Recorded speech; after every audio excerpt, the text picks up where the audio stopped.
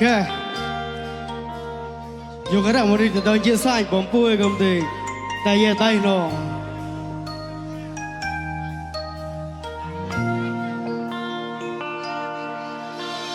Đi sai man gom we plo. Mo ni meng chi moi ko cho tai no. A khung chan tuổi to ni ba. Bom puwe de tao a man gom o plo wong ra mong có để có còn lệ ô tay mong ra chả chế rô đâu man bình brau vì đi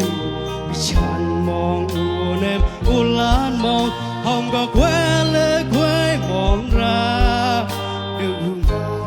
họ cái bà cái qua thùng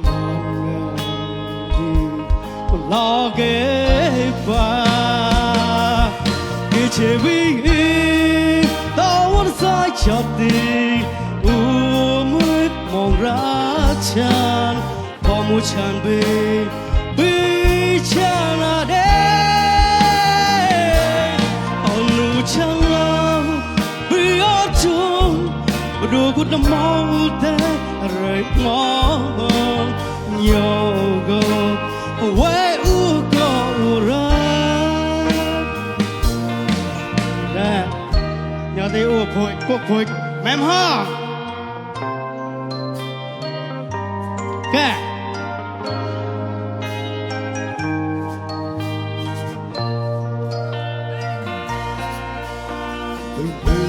mong có để có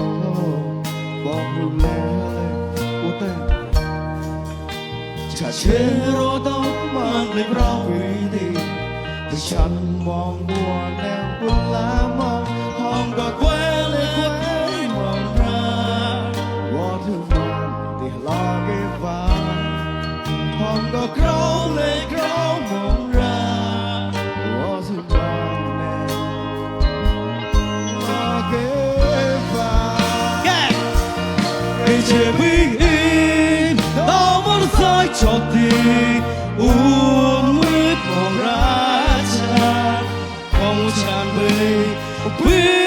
chan à đây còn nụ chan lo quý ở chung đủ cũng nằm máu thế